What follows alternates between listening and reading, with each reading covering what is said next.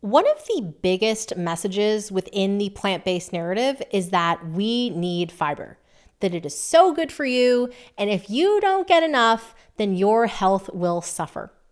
I disagree with this big time. It is fiber that has caused my health to suffer for so much of my life. And though the whole fiber is so good for you, so important for you to poop, so good for weight loss, so good for stabilizing blood sugar narrative is promoted everywhere in food and in the supplement world, the science backing this up is very, very weak and primarily comes from epidemiological studies where people self-report on questionnaires.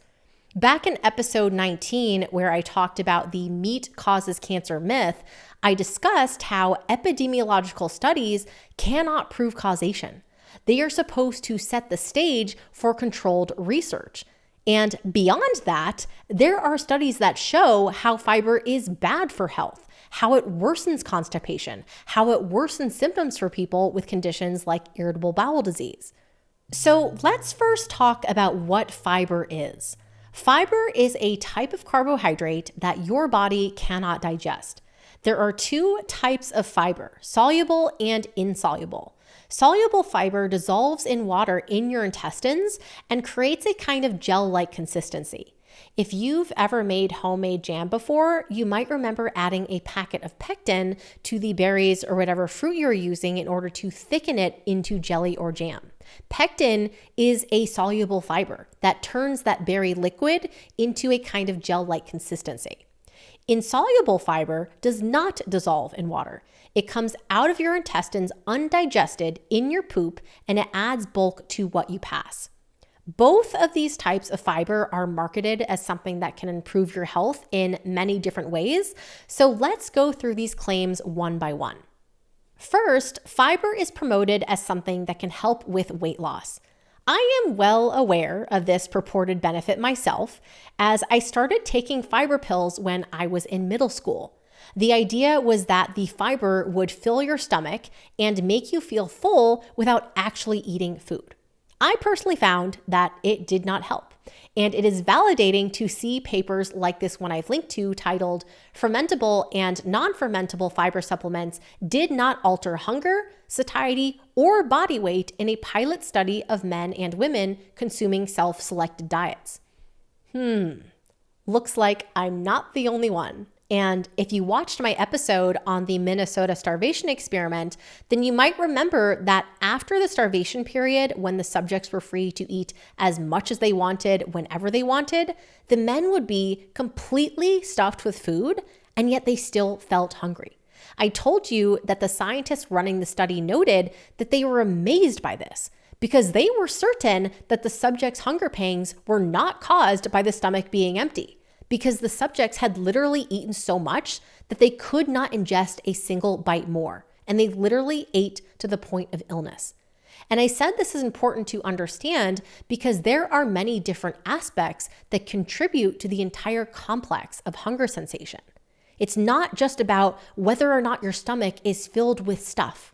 In my course, I discuss the difference between satiation and satiety, two terms that people often use interchangeably, but are not the same. Satiation is feelings of fullness signaled by stretch receptors in the stomach while you're eating. Satiety is a physical feeling of fullness between meals that comes from the detection of nutrients in your gut. And that satiety prevents further eating until those nutrients diminish, and then hunger returns. A steak is really good at providing robust satiety. It is so nutrient rich. The fat and protein give a durable sense of fullness in a way that just stuffing your belly with indigestible wood dust does not. The next claim is that if you don't eat enough fiber, you're going to have a difficult time pooping. People with constipation are often prescribed fiber supplements as something that can alleviate that constipation. But fiber does not help constipation. Fiber makes it worse. Think about this. Insoluble fiber literally cannot be digested or broken down by your body. If you ingest insoluble fiber, it must be pooped out. You're increasing the volume of what has to be passed, and that fact is well documented. But having more to pass doesn't make it easier.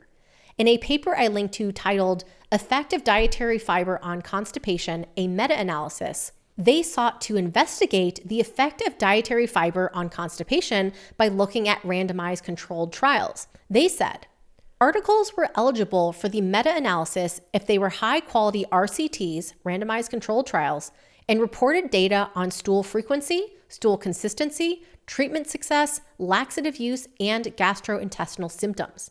And in their conclusion, they say, dietary fiber intake can obviously increase stool frequency in patients with constipation. It does not obviously improve stool consistency, treatment success, laxative use, and painful defecation. The only thing that dietary fiber can promise is that you'll poop more, which, when it's already difficult and hurts to go, is not a good thing. And listen to this. In another paper I linked to titled Stopping or Reducing Dietary Fiber Intake Reduces Constipation and Its Associated Symptoms, they worked with cases of idiopathic constipation. Idiopathic means a condition or disease of unknown cause. So these are people who are constipated and they don't know why. And they said, patients who stopped or reduced dietary fiber had significant improvement in their symptoms, while those who continued on a high fiber diet had no change. People's constipation improved when they stopped or reduced fiber intake. They say in the paper, this study has confirmed that the previous strongly held belief that the application of dietary fiber to help constipation is but a myth. Our study shows a very strong correlation between improving constipation and its associated symptoms after stopping dietary fiber intake. This has happened to me. Ever since I was a child, I struggled with severe constipation and bloating and other gastrointestinal distress. And all of that is long gone since following this glorious zero fiber diet called Carnivore.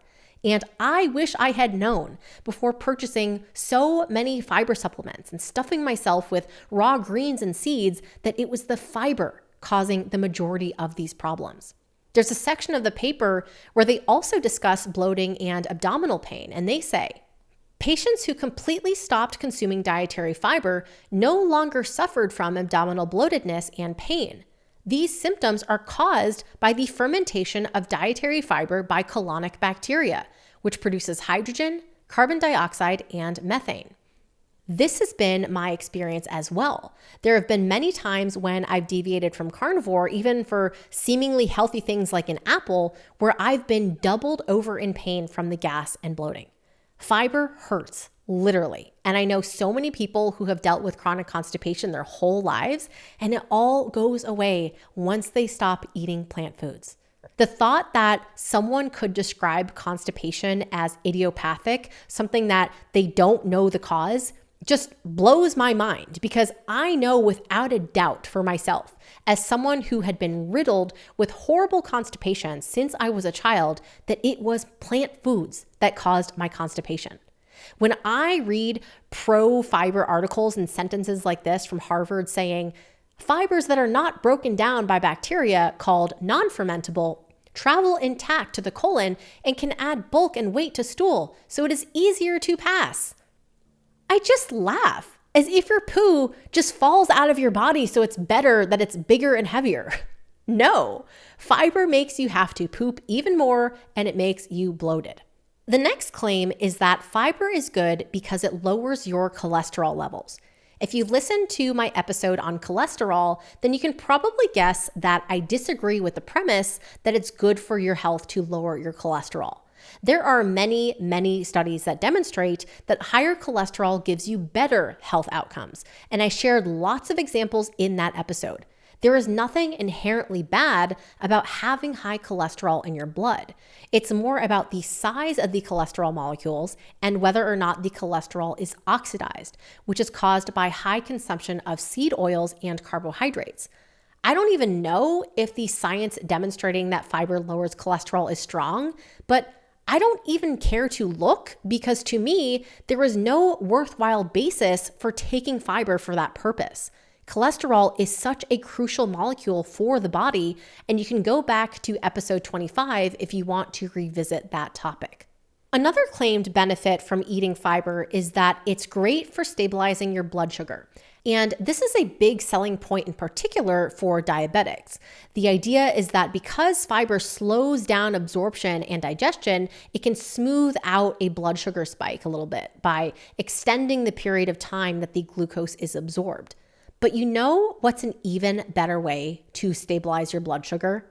Not eat carbs. You could not eat the food that causes those glucose spikes. Carnivore foods like steak and eggs do virtually nothing to your blood sugar because they don't have carbohydrates. And this gives you very stable blood sugar. It is amazing to me how so many type 2 diabetics can get off all their diabetes medications and put their disease into remission by no longer eating carbs, by following a carnivore or a ketogenic diet. Much like the fiber can lower your cholesterol thing, it's hard to even take this seriously as a reason to seek out fiber. Because if you really want to stabilize your blood sugar, then there's an extremely obvious and much better way to do that, which is to opt out of carbs altogether. The next claim is that fiber reduces colon cancer, which from what I can tell has only been claimed as an association. It's always wording like, dietary fiber has been associated with a reduced risk of colorectal cancer. But there have been multiple papers that have found that fiber does not seem to reduce risk of colon cancer. In the paper, Fiber Does Not Protect Against Colon Cancer, the author discusses a study of over 88,000 female nurses over 16 years, which found that women who ate high fiber diets were no less likely to develop polyps, which can be precursors to cancer or colorectal cancer than were women who ate little or no fiber.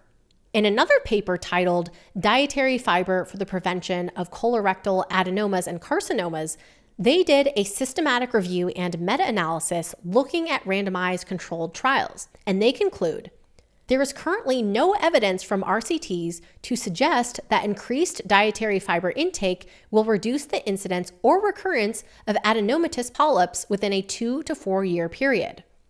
Now, like I've said before on this podcast, there are papers that say fiber is good, and there are papers that say fiber is bad.